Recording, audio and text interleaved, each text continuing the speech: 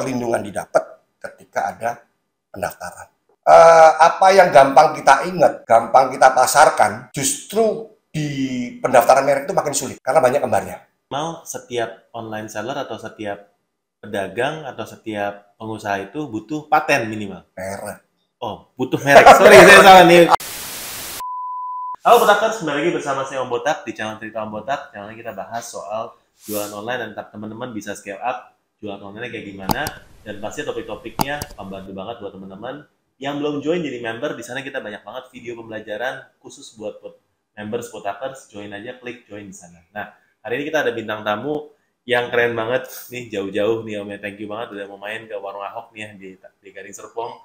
Om Benny, dan saya dapat bukunya ini spesial banget nih ya. Saya mau minta Om jual dong di toko saya, nggak dikasih. Jadi teman-teman kalau mau dapat bukunya ini ada persyaratan khusus. Nanti kita bahas gimana ya. Tapi mungkin boleh perkenalkan diri dulu buat teman-teman yang belum kenal sama Om Benny Mulyawan ini dari BNL Paten. Itu kerjaannya ngapain sih Om? Kalau dengar-dengar Om itu punya profesi namanya dokter merek. Oke, sebelumnya salam kenal ya. Nama saya Benny Mulyawan, itu bisa di-search juga di Google. Memang kalau istilah dokter merek itu bukan saya yang ngasih nama. Memang pada saat itu di Jawa Pos itu nulis artikel susahnya jadi dokter merek. Disitulah mulainya asal-usul dokter merek. Dan profesi kita ini adalah, kalau dulu namanya konsultan paten awal-awal. Konsultan paten sekitar tahun 90-an ya, zaman Pak Harto. Kemudian di 2005 lahirlah PP nomor 100 tahun 2005, profesi konsultan hak kekayaan intelektual. Nah, kemudian dirubah lagi di yang baru, PP 100 tahun 2021, profesi namanya konsultan kekayaan intelektual. Jadi kalau ditanyain kerjanya apa? Jadi kerjanya itu kita membantu para pengusaha ya untuk mendapatkan hak kekayaan intelektual mereka. Jadi hak kekayaan intelektual itu yang mana aja? Kalau di kita cuma 4 aja yang layani, paten, kemudian merek, kemudian hak cipta, kemudian desain industri. Sebenarnya ada 7. Di situ kita nggak melayani. Salah satunya ya yang paling ini adalah merek. Karena saya yakin lah orang mau kerja apa pun mesti tanyain mereknya apa. Merek ini membuat kita lepas dari unsur generik. Jadi kita punya value di situ.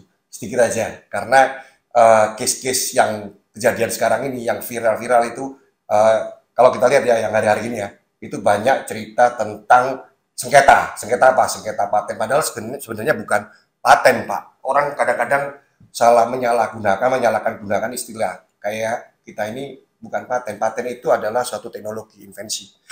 Sedangkan yang dimaksud adalah merek. Merek itu adalah daya pembeda. Jadi ada perbedaan antara paten dan merek. Itu nanti mungkin kita bahas lagi setelah Om Botak ngasih lagi. Nah, ini kan 4 ya Om ya tadi ya.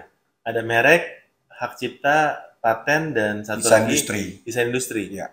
Perbedaannya apa sih? Mungkin kalau buat teman-teman yang ini. Kalau paten itu bicara tentang fungsi.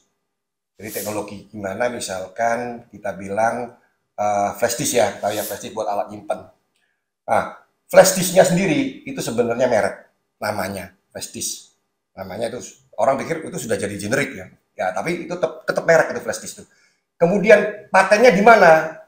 Kita kalau tahu teknologinya itu di mana? Di alat penyimpan. Dia satu flash disk pasti ditanya, bisa nyimpan data berapa? Dulu zaman saya mega ya. Sekarang udah berapa giga? Apakah itu cukup? Nah, makin tinggi giganya makin mahal. Tetapi masyarakat berpikir bahwa itu tidak cukup. Gimana kalau ditambah lagi satu fungsi? Apa? Transfer rate. Jadi bisa nyimpen, bisa nyolong lah. Kita bilang nyolong datanya lebih cepat. Nah, itu bisa dapat paten. Jadi kalau kita lihat filmnya Mission Impossible, yang paling ikonik itu yang Tom Cruise gini ya. Nah, di atas kan. Itu tidak mungkin terjadi kalau transfer rate-nya pelan. Karena dia harus butuh cepat-cepat tuh. Nah, di situ fungsinya adalah paten. Bagaimana data bisa transfer secepat kilat. Kalau sekarang kita lihat ada mobil listrik, kelemahan mobil listrik itu ngecas lama. Ya kan? Kita harus nunggu sampai berapa? Saya pakai cas rumah itu nunggu 12 jam untuk Densa. Hanya untuk 20%. Bayangkan kalau misalkan kita bisa cukup 5 menit, itu paten, ya teknologi itu paten. Kalau bisa nemuin gimana ngecas cepet 5 menit bisa penuh full, itu bisa dapat perlindungan paten. Nah, kalau merek bicara apa? Merek bicara daya pembeda. Bagaimana membedakan produknya A dengan produknya B. Dia bisa membedakan, di situ adalah fungsi utama dari merek. Ya, tapi untuk apa? Untuk jualan, perdagangan barang atau jasa. Nah, merek. Kemudian 3, hak cipta. Hak cipta bicara seni. Banyak hak cipta itu. Kalau yang sekarang yang rame kan hak cipta yang musik tuh, yang apa masalah yang kemarin disuruh denda 1,5 miliar ya, saya masuk ke sana. Hak cipta lagunya antara yang performing right itu nanti lebih panjang gitu ceritanya. Tapi kan di sini kan cuma kita bilang kulit-kulitnya aja. Bedanya hak cipta, ada hak cipta software juga. Kemudian bicara lagi yang satu lagi terakhir, desain industri. Desain industri bicara tentang penampakan luar. Ya. Jadi contoh botol ini. Tiba-tiba botolnya ini punya khas tertentu sehingga dia bisa dilindungi dalam desain industri. Tapi desainnya harus baru. Contoh yang paling kelihatan itu di desain-desain ini ya, parfum ya, depan-depan itu, nah estetik. Diutamakan estetik. Dia tidak melindungi dalamannya, tapi dia lindungi yang tampak luarnya aja. Jadi kalau mobil, itu tampak luarnya aja, desain luarnya. Itu yang dapat perlindungan desain industri. Jadi ada beda, paten, merek, hak cipta, desain industri. Tapi minimal setiap online seller atau setiap pedagang atau setiap pengusaha itu butuh paten minimal. Merek. Oh, butuh merek. Sorry, saya salah nih. Sudah mulai. Butuhnya merek. Minimal harus ada merek. Ya, merek. Paling enggak dia punya nama toko online-nya, itu yang paling penting. Apa yang terjadi kalau dia tidak punya perlindungan merek? Yang terjadi sebenarnya kembali lagi kata-kata perlindungan merek. Nah, di sini ada dua rejim. Ada dua rejim perlindungan merek. Rejim yang R di lingkar. Kalau pernah tahu ya, R di lingkar. Dengan rejim TMSM. Itu dua. Itu tidak akan ketemu sebenarnya. R dan TMSM tidak mungkin ketemu. Jadi kalau ada satu kartu nama, bisa keluar dua-duanya. Itu aneh. Karena rejim TMSM, itu TM itu artinya bukan trademark.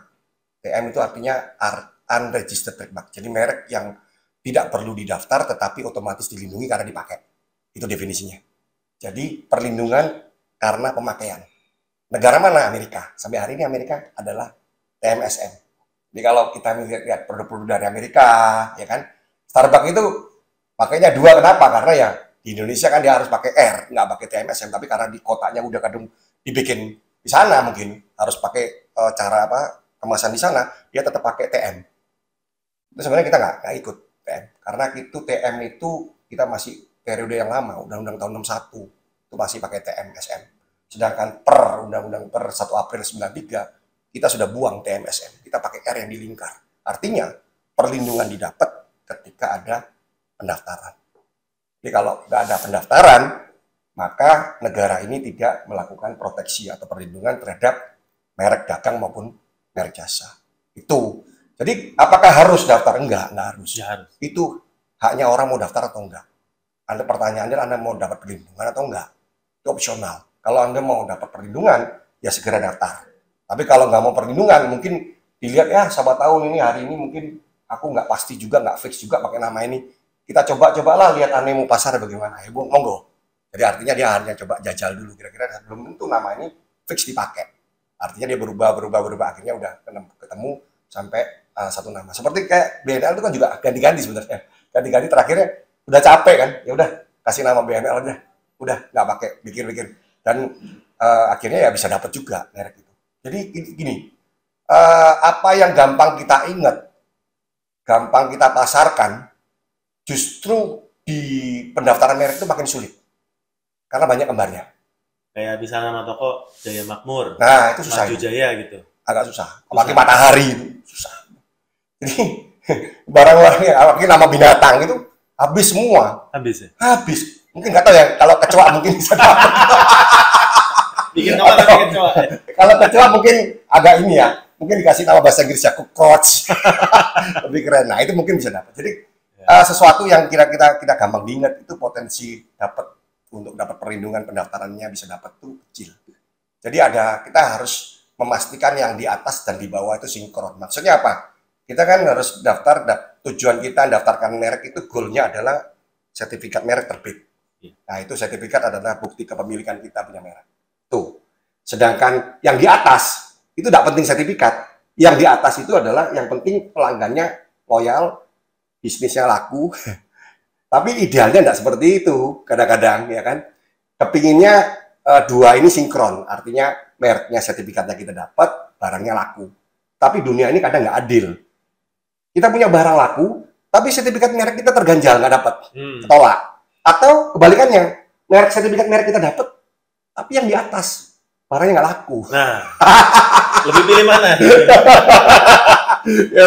Saya lebih pilih yang pertama sih. Ya, kalau konsepnya barat, dia sebelum laku nggak laku dia harus daftar dulu. Itu konsep barat. Tapi Indonesia kebalik ya? Kalau Indonesia itu area timur, jadi dia jualan dulu.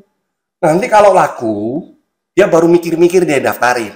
Masalahnya kan kadung laku dapat cuan banyak, lupa. Udah kadung diserobot sama orang, karena orang-orang itu kan banyak. Kalau dulu mungkin kita masih bisa lah ngomong, Anda jualan dulu dah, ambil titik tengah 3 bulan, Anda jualan dulu laku atau enggak. Itu karena kita berpikir bahwa pendaftaran merek itu agak susah. Waktunya susah. Kalau dulu kan masih di Jalan Mogot kilometer 24 masih manual. Tangerang daftarnya. Dia pakai fisik, kita tempel-tempel kayak prakarya, potong-potong ya kan. Zaman dulu. Terus saya ikutin tuh, potong-potong, nempel-nempel. Cuma hari gini, itu tidak relevan. Karena kita daftar merek itu bisa sampai jam 11 malam bisa daftar. Kalau di sana setengah 3, jam 3 udah stop. Kita nggak bisa daftar lagi. Kalau mau daftar lagi nunggu besoknya. Kenapa? Karena banknya tutup, yang dilayani tutup, kemudian yang loket juga tutup. Sedangkan hari ini, ketika 2019, 2018 itu sudah online. Maka pada saat 2020 COVID datang, pendaftaran merek tidak bermasalah. Karena banknya tetap buka, pendaftaran online jalan. Jadi artinya apa? Jangan lagi nunda-nunda, nunggu 3 bulan sudah saya rasa kelamaan. Berapa gitu. sih biayanya Pak untuk daftar? Kalau pendaftaran sekarang PNBP-nya 1,8 juta untuk yang bukan UKM ya. Kalau UKM lebih murah lagi, bisa 600.000. Nah, syaratnya untuk UMKM, usaha mikro kecil, itu pas ada surat dari dinas koperasi, kemudian dinas dari ada dinas lah pokoknya memang difasilitasi, memang dia termasuk kriteria pengusaha yang mikro kecil. Per kelas itu? Per kelas. Jadi ada kelasnya Pak. Kelas 1 sampai 34 itu kelas berdagang, 35 sampai 45 itu kelas jasa. Berarti nggak semahal yang beredar di pasaran nih sebenarnya kalau daftar sendiri. Nah itu saya nggak tahu pasaran itu berapa. Cuma yang jelas kalau kita ada fasilitasi lebih murah lagi bisa. Jadi ada beberapa instansi yang memang mendanai untuk memfasilitasi misalkan 100 merek gitu. Ada misalkan dari BRIN, kemudian dari dinas koperasi itu juga ada. Saya pernah tahu dapat fasilitasi kayak oke 100 merek untuk UMKM, untuk usaha mikro kecil untuk difasilitasi daftarin merek bisa. Nah, cuman masalahnya ketika kita nih gini nih, pada saat difasilitasi kadang-kadang kita kan cuek. Memang, itu bukan duit saya. Padahal ini salah. Itu kejadian di 2021. Itu banyak mungkin sekitar bisa 30-40% mereknya UMKM itu bukan kena tolak ya. Kena dianggap ditarik kembali gara-gara materinya berubah. Tadi yang cerita. Dari 6.000 ke 10.000. Sebenarnya sesimpel ini. 6.000 dibuang tinggal dimasukin 10.000 disabit ulang beres. Sama masalahnya ketika UMKM itu mungkin nggak paham atau nggak ngerti atau nggak mau cari tahu, padahal itu kan untuk masa depannya dia ya. Akhirnya ya terjadilah statusnya itu dianggap ditarik kembali. Jadi kalau kita buka websitenya pdki.pgip.go.id, di situ bisa lihat status-status tiap mereknya kita. Nah itu nanti kalau pernah dengar statusnya adalah dianggap ditarik kembali TM dalam kurung TM ditarik kembali, maka di situ dianggap tarik kembali, maka di situ artinya ada persyaratan formalitas yang nggak terpenuhi. Rugi itu rugi banget buat UMKM, apalagi kalau mereknya jalan. Kalau mereknya nggak jalan sih, ya nggak apa-apa ya, memang nggak dipakai mereknya, mungkin secara market nggak masuk, marketnya nggak terima mereknya dia. Tapi kalau kebalikannya, marketnya itu sangat terima dan sangat welcome, itu merek itu sangat berharga. Jadi merek itu bukan lagi cost, tapi merek itu adalah aset. Jadi mau balikin lagi. Menurut Anda merek itu aset atau cost? Nah, kalau misalkan mereknya jalan, jelas itu aset. Berarti kalau aset Harus masukin ke SPT dong. Nah itu, mumpung ini bulannya kan. Iya. Ini kan bulan-bulan Iya. bulan-bulan orang lapor pajak ya, kalau Iya. yang pribadi ya. Iya. Memang kalau saya lihat sekitar ya 80%, 90% pendaftaran merek itu atas nama pribadi. Iya. Nah, tapi lucu yang pakai adalah PT. Kemudian kita harus nyambungin antara pribadi dan PT. Dan itu mereka di SPT tidak memasukin merek itu sebagai aset.